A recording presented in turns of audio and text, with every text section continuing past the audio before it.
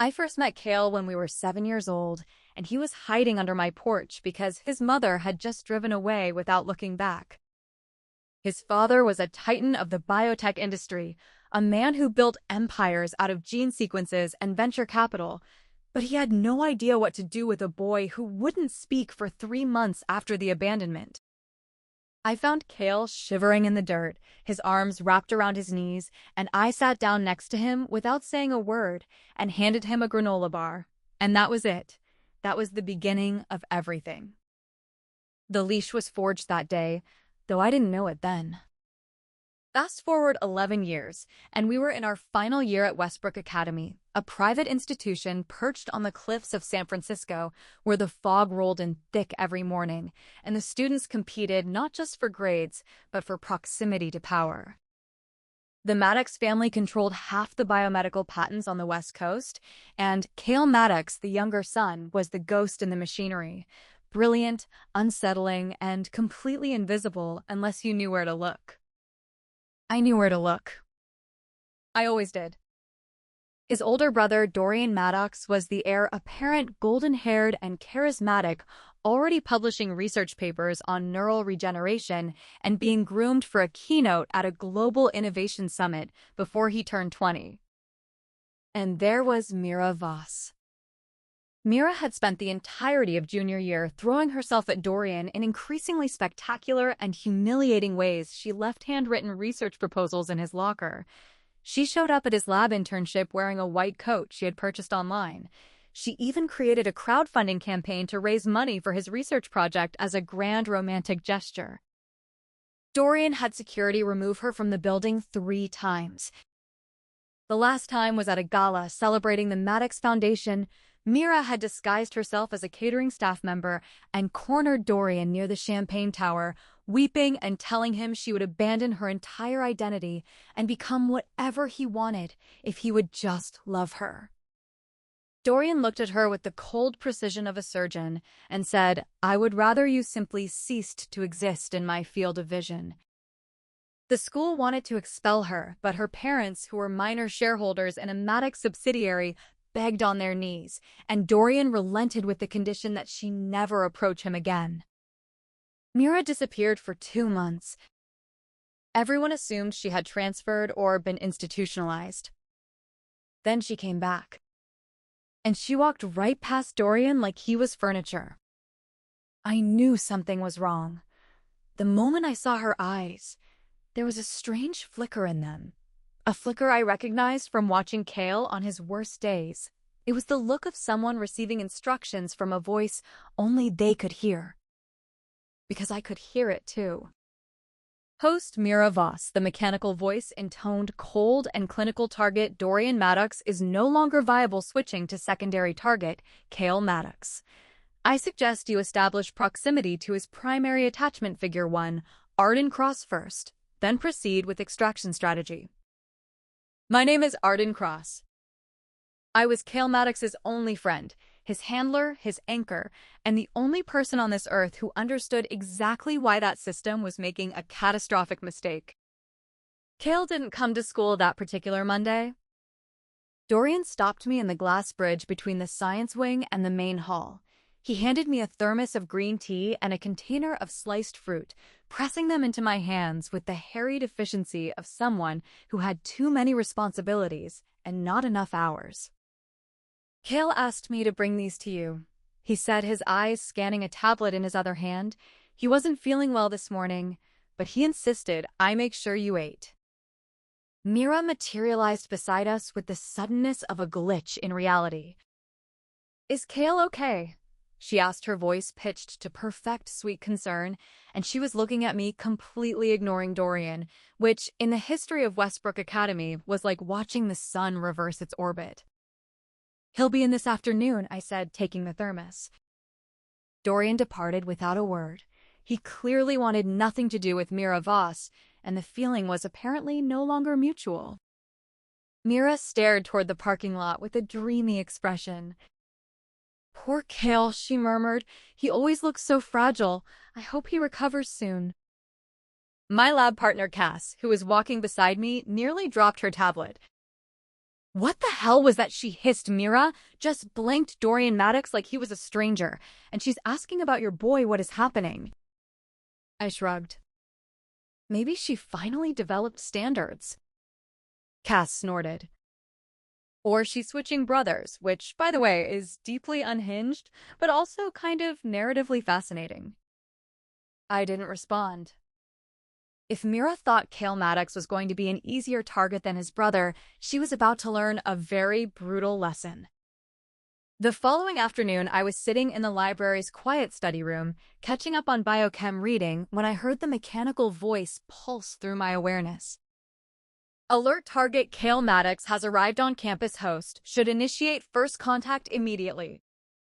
I looked up just as the door opened and Kael walked in. He was tall, with dark hair that fell across his forehead and eyes the color of winter ocean water, a blue so deep it almost looked black in certain light. He scanned the room with a flat, disinterested expression until he found me, and then something shifted almost imperceptibly. The tension in his shoulders eased by a degree. The deadness in his gaze flickered back towards something alive. "You came in early," I said, marking my place in my textbook. He crossed the room and sat down in the chair beside me, close enough that our arms almost touched, but not quite. "I couldn't stay at the house anymore," he said quietly. "It's too empty." He reached into his bag and produced a small glass bottle. "I got you. The electrolyte drink. You like the citrus one, not the berry one. I remembered what you said about the artificial coloring." He placed it on the table between us like an offering. I picked it up and took a sip while he watched. "Warm," I noted. "I heated it to exactly 102 degrees. He confirmed. "You said cold beverages in the morning irritate your vocal cords." I handed him the rest of my protein bar. "I'm done with this. Finish it." He took it without question, unwrapping it carefully and examining the label. 20 grams of protein, he muttered. Acceptable texture rating seems moderate. I was about to ask him about his morning when a voice sliced through the quiet. "Arden, you're disgusting." Mira was standing in the doorway, her face flushed with righteous fury, her hands clenched at her sides like I had committed a crime against humanity. I raised an eyebrow. "Excuse me." "You're giving him your half-eaten food." She stalked toward our table, her voice trembling with manufactured outrage. "Kael is not a garbage disposal. He is not your servant." I glanced at Kael. He was eating the protein bar with complete contentment, utterly oblivious to Mira's accusations, as though she were a radio playing static in another room. "Does he look unwilling to you?" I said, pointing at Kael's serene expression. Mira's face darkened. She reached out and snatched the protein bar from Kael's hand, hurling it into the trash receptacle across the room. "Kael, you don't have to accept this treatment," she said, her voice dropping to an urgent whisper. "You deserve better than her leftovers." Kael looked at the trash can, then at Mira, and for a moment, I saw a genuine flicker of irritation in his eyes, but it vanished quickly, replaced by careful politeness. "Thank you for disposing of that properly," he said, his voice perfectly neutral. "Contamination risk is mitigated." Then he turned back to me. "I'll meet you at the parking structure after your last seminar." His hand brushed my sleeve briefly. A touch, so light it was almost accidental, but I knew Kael Maddox never did anything accidentally. He stood up and walked out without acknowledging Mira again. Mira stared after him, her expression cycling through confusion, hope, and settling on grim determination. "You won't keep controlling him like this, Arden," she said, her eyes glittering with strange fervor. "I'm going to save him from you." I leaned back in my chair, studying her. "Mira, what exactly do you think you know about Kael Maddox?" She smiled, a thin, pale smile that didn't reach her eyes. "I know he's been brainwashed by you his entire life. I know you use him to get close to the Maddox fortune, and I know he's too damaged to see it. You almost got expelled for stalking Dorian Maddox for a year. I said flatly, and now suddenly, you're the authority on Kael's well-being. Her smile didn't waver. People change, she said, and walked out. I sat there for a long moment staring at the door. Then I pulled out my phone and texted Kael. She's going to be a problem. His response came in less than 10 seconds. I'm aware. What do you need me to do? Nothing yet, I replied. Just stay close. Always, he responded, and I could feel the weight of that word through the screen. The rumors erupted within 48 hours. Mira had been busy. She had told anyone who would listen that Arden Cross was emotionally abusing Kael Maddox, that I treated him like a possession rather than a person, that I forced him to do my bidding through some kind of psychological manipulation. The student body ate it up because the story was irresistible. A mysterious, brooding billionaire son, a cold, controlling best friend, and a brave heroine trying to rescue him from a toxic dynamic. Cass sat next to me in our morning lecture, her expression troubled. People are saying you make Kael wait outside your classes like a guard dog, she whispered, and that you refuse to let him speak to other students, and that Mira found him in the library eating food you had already rejected. I didn't look up from my notes. That last one is technically true. Arden, you know how this looks, right? I know exactly how it looks, I said, finally meeting her eyes, and Mira is counting on that. Across the lecture hall, I watched Mira slide into a seat near Kael, who was sitting alone near the window, his eyes fixed on something outside. He was ignoring her with the complete totality of someone who had perfected the art of not seeing. Mira leaned toward him anyway. I heard she murmured, "You don't have to stay trapped, Kael. You can choose your own life." Kael didn't turn his head. I already did, he said, his voice low and flat. Mira persisted. Arden doesn't respect you. She doesn't see you as an equal. Kael finally looked at her, and something in his expression made Mira recoil. Arden sees me, he said, each word deliberate as a scalpel incision, which is infinitely more than I can say for you. After class, I was walking across the courtyard when Mira intercepted me. This is far from over, she said, her voice trembling with an almost religious intensity. You think you've won because he's conditioned, but I'm going to break through his programming and show him what real care looks like. I stopped walking and faced her fully. Mira, you don't know what you're playing with. I know you're terrified, she shot back, that your little empire of control is about to crumble. I'm not the one who should be terrified, I said, my voice dropping to something quiet and serious. The last person who tried to separate Kael from me was his mother, and I think you can guess how that ended. I walked away before she could respond.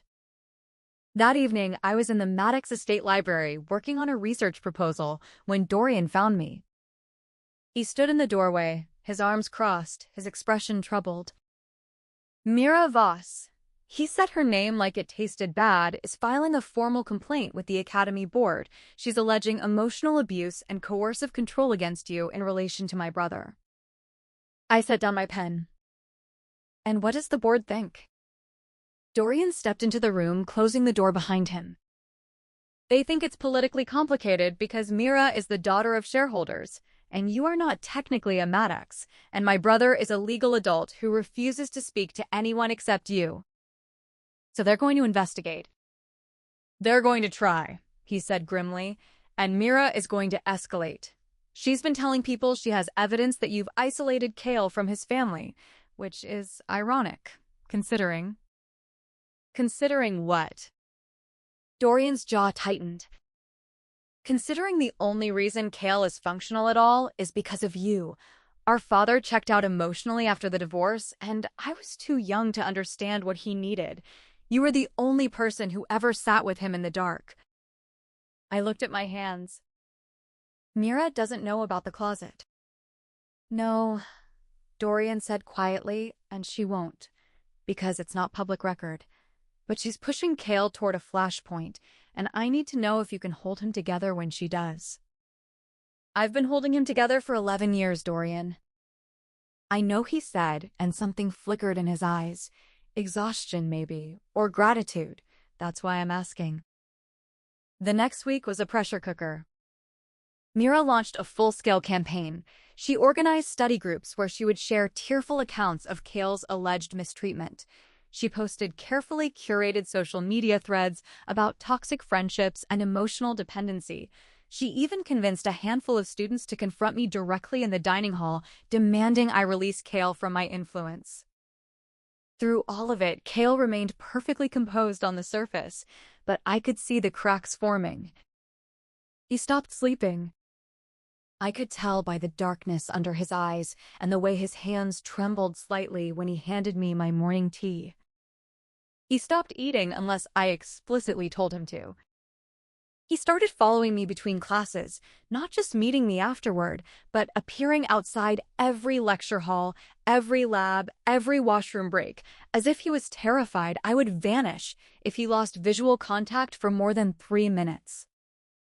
Mira interpreted this as proof of my control. "Look," she announced loudly one afternoon when Kael was standing silently behind my chair in the student lounge. "He can't even sit down without your permission. You've broken him." Kael didn't respond.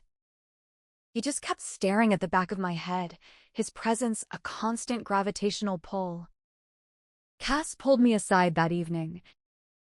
"You need to do something," she said urgently. "The board is meeting next Monday and Mira has half the student body signing petitions. Kael looks worse every day, and people are starting to say he's deteriorating because of you, not because of her."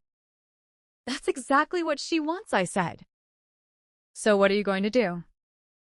"I'm going to give her enough rope." That Friday, the Maddox Foundation hosted a research showcase at the estate, a black tie event with investors and academics and journalists flowing through the marble halls. Mira secured an invitation through her parents, and she arrived in a white dress that made her look like a sacrificial offering. She found Kael in the conservatory. I was in the adjacent gallery watching through the glass panels, my heart rate steady and cold. Kael was standing near the piano, his posture rigid, his eyes fixed on the doors through which I had exited 10 minutes earlier. He was counting in his head, probably running through the sequence of my last instructions to keep from spiraling. "Kael," Mira said, approaching him with soft, careful steps, "I need to tell you something." He didn't look at her. "I know you're waiting for Arden," she continued, her voice trembling, "but she's not coming back tonight." Kael's head turned very slowly. "What?" "She asked me to tell you," Mira said, stepping closer, her hand reaching toward his arm. "She said she needs space from you, Kael. She said she's exhausted by your constant need, and she's taking a break from whatever this relationship is." I watched Kael's expression shift. It wasn't sadness that flooded his features. It was something far more dangerous. It was the complete and total dissolution of his grip on reality. "No," he said, the word barely audible. "I'm sorry," Mira pressed, her eyes filling with manufactured tears, "but she said she would contact you when she's ready. She asked me to be here for you, Kael. I can help you through this." Kael pulled his arm away from her touch. "Where is she?" Mira hesitated. She already left the event. I saw her car pull away." That was a mistake. Because I had not left the event, and Mira had clearly not bothered to confirm whether my car was still in the parking structure before launching her gambit. Kael pulled out his phone and pressed a button. Somewhere in the gallery, my phone buzzed. I had prepared for this. I had set my ringtone to silent 5 minutes earlier, anticipating that Mira would try some variation of the "she abandoned you" narrative. Kael stared at his phone, his thumb hovering over the call button. "You're lying," he said, his voice dropping into something cold and oceanic. "No, I swear." Mira reached for him again. "Kael, please, you're shaking. You need to sit down." He looked at her hand on his arm, and something behind his eyes snapped. I heard the mechanical voice flare into my awareness. "Warning target's psychological state is critical attachment anxiety at maximum threshold. Host Mira Voss is triggering catastrophic destabilization. Recommend immediate extraction. I was already moving. Kael's voice cut through the conservatory like a blade. If you are lying to me, he said, his hand closing around Mira's wrist with a grip that made her gasp. If you have done something to remove her from me, I will ensure you understand exactly what I am capable of. Dorian appeared in the doorway of the gallery, his face pale. What the hell is happening? Stay here, I said, pushing past him. I entered the conservatory just as Mira let out a choked sob of genuine fear. Kael, I said, my voice carrying across the marble floor. He released Mira instantly, his entire body pivoting toward me like a compass needle finding north. I walked toward him through the jungle of potted ferns and piano wires. Mira told me you left. She was waiting for me to arrive, he said, his voice cracking. I stopped in front of him close enough to see the wild dilation of his pupils. Mira is a liar, I said clearly. I am standing right here. I didn't leave. I didn't ask her to deliver any message, and I am not going anywhere. He stared at me, his chest heaving. She said you were exhausted by me. Do I look exhausted? He swallowed hard. No. Mira stumbled backward, her wrist still red from Kael's grip. This is sick. She spat, her composure crumbling. You are sick, both of you. This isn't love. This is pathology. I turned to face her. Mira, I said quietly, you tried to weaponize a trauma you don't understand against a person you don't know for a goal you can't even articulate to yourself. I stepped closer to her, lowering my voice so the investors and journalists gathering at the edge of the conservatory couldn't hear. You think you're the protagonist of some redemption arc? You think Kael is a broken bird you can fix, and in return he'll love you more purely than Dorian ever could. But you're wrong about everything. Mira's face twisted. I'm not wrong, the system said. She stopped abruptly, her hand flying to her mouth. I smiled. The system said, what, Mira?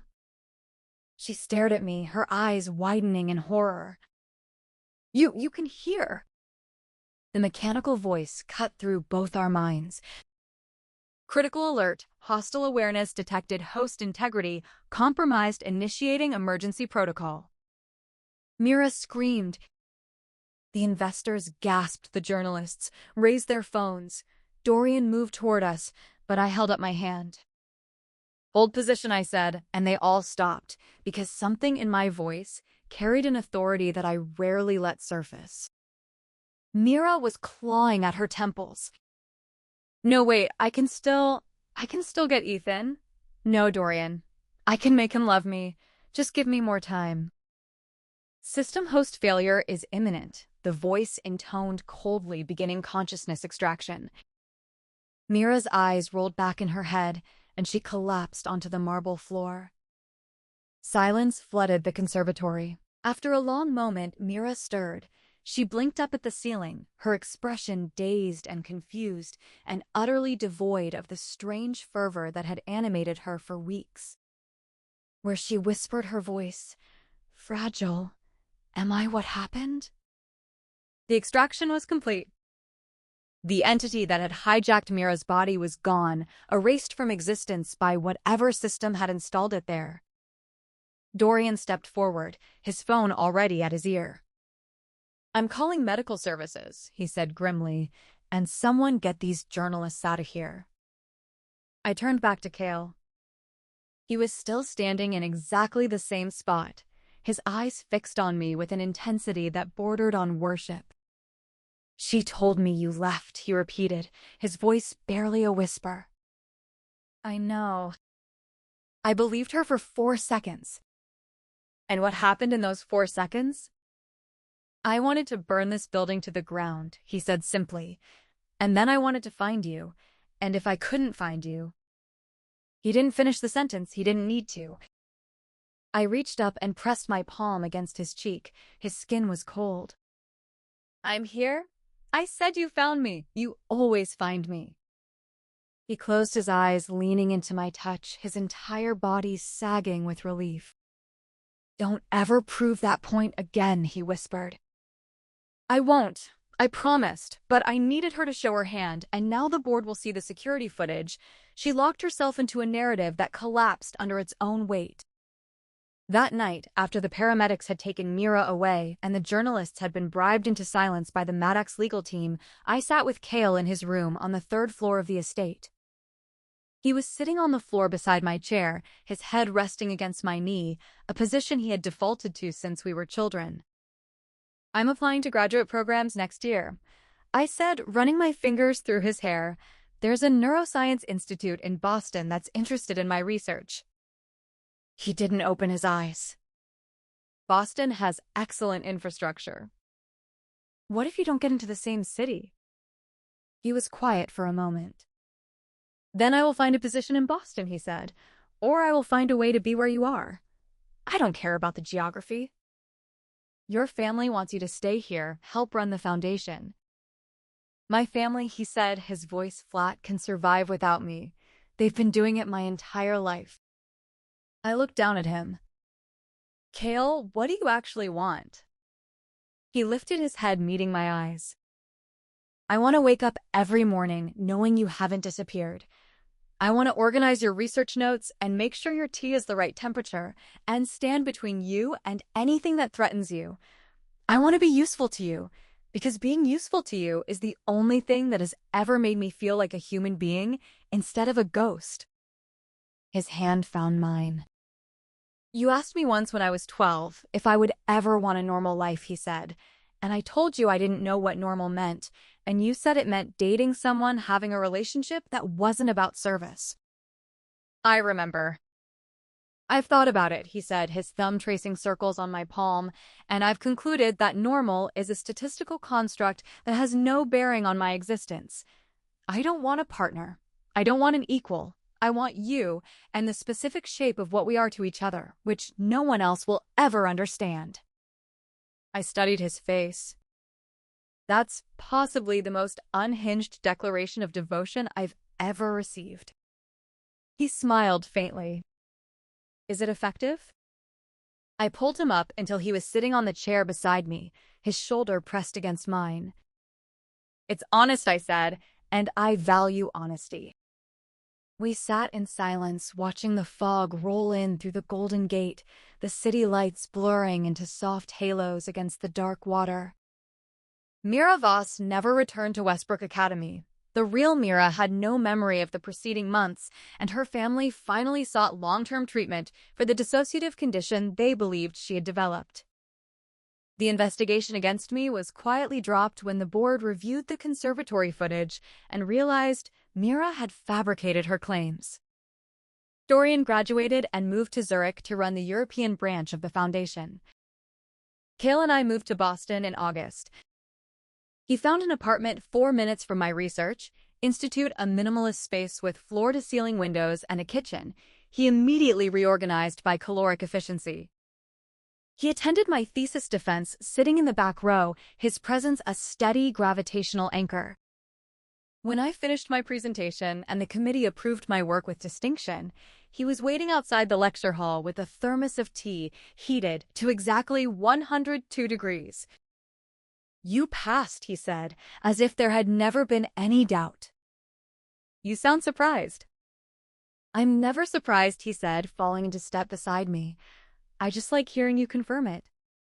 We walked across campus in the autumn light, the leaves turning amber and rust and gold. So, I said, what happens next? He glanced at me.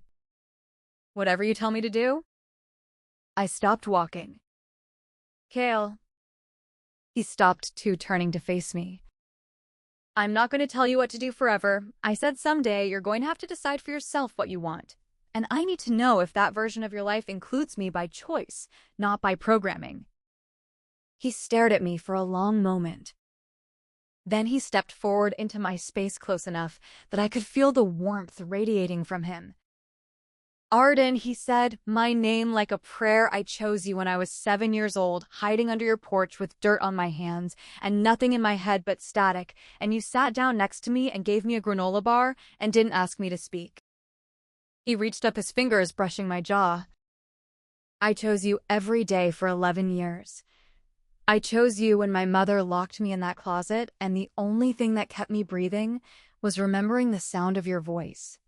I chose you when Mira tried to convince me you had abandoned me, and my first thought wasn't anger, it was extinction. His eyes held mine, dark and steady and utterly certain. I will choose you tomorrow and the day after that and every day until one of us stops breathing, and if that's programming, then I don't want to be deprogrammed. I let out a breath I didn't know I had been holding. Okay, I said. He blinked. Okay. Okay. I'm not going to fight this anymore. You're mine, Kael Maddox. You have been since we were children, and I'm done pretending that's not the truth. His expression shifted, something fierce and bright, breaking through the usual flat composure. Say it again. You're mine. He leaned forward, pressing his forehead against mine, his breath shuddering. Again. You're mine, I repeated, my voice steady, and you always will be. He smiled, that rare, devastating smile that I had only ever seen directed at me. Yes, he said simply, I always will be. We walked home through the autumn leaves, the fog beginning to roll in from the harbor, and Kael Maddox kept pace beside me, his shoulder brushing mine occasionally, his presence, a warm, steady gravity. And somewhere deep in the back of my mind, I heard a faint, mechanical echo, the ghost of a system long gone. But it wasn't a warning. It was an acknowledgement. Attachment bond confirmed, permanent designation immutable. No extraction possible. I smiled and kept walking. Epilogue. 5 years later, I stood at the podium of a neuroscience conference in Stockholm, delivering a keynote on attachment psychology and neural pathway reinforcement. Kael sat in the front row. He was wearing a dark suit, his hair longer than it had been in our academy days, and he was watching me with the same unwavering attention he had given me since we were 7 years old. After the lecture, a journalist approached me. Dr. Cross, she said your work on attachment hunger has been described as groundbreaking. Can you tell us what inspired your research? I glanced at Kael, who was now standing near the refreshment table, examining the ingredient list on a pastry box. I met someone a long time ago, I said, who taught me that the need to belong to someone isn't a weakness, it's a fundamental wiring, and when you understand that, you can either exploit it or you can honor it. The journalist nodded, scribbling notes. And which did you choose? I watched Kael look up from the pastry box, his eyes finding mine across the crowded room. I chose to stay, I said, and I always will. He smiled, that small, private smile that was meant only for me, and I felt the weight of the leash that bound us both, not as a chain, but as a thread of gold connecting one soul to another across time and distance and everything that had tried to tear us apart. Some stories end with freedom.